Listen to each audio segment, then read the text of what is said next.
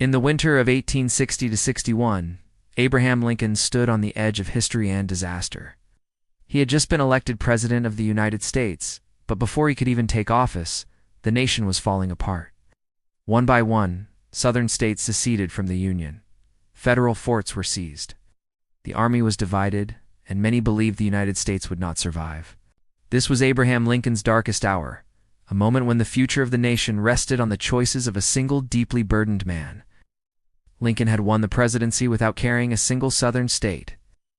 To the South, his election symbolized a loss of political power and a threat to slavery's expansion. South Carolina seceded in December 1860, followed quickly by Mississippi, Florida, Alabama, Georgia, Louisiana, and Texas. They formed the Confederate States of America before Lincoln was even inaugurated.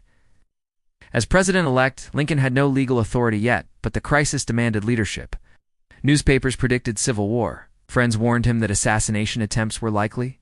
When Lincoln secretly passed through Baltimore to avoid a rumored plot, critics mocked him as weak. Inside, however, Lincoln understood the stakes.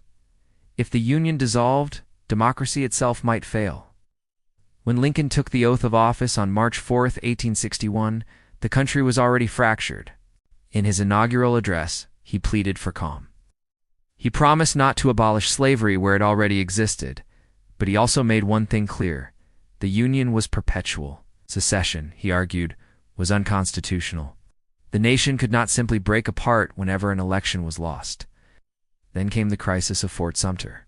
Fort Sumter, a federal fort in Charleston Harbor, was surrounded by Confederate forces. Its supplies were running out. If Lincoln abandoned the fort, he would signal weakness and accept the Confederacy's legitimacy. If he reinforced it, he might provoke war. Every option carried terrible consequences.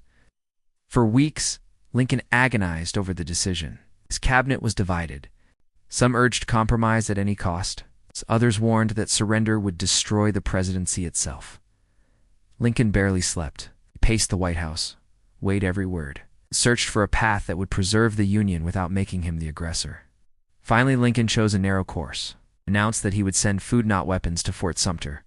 If the Confederates fired, they would be the ones starting the war.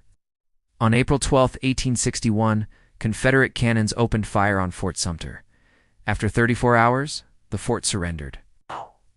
No one was killed in the bombardment, but the nation was changed forever. The Civil War had begun.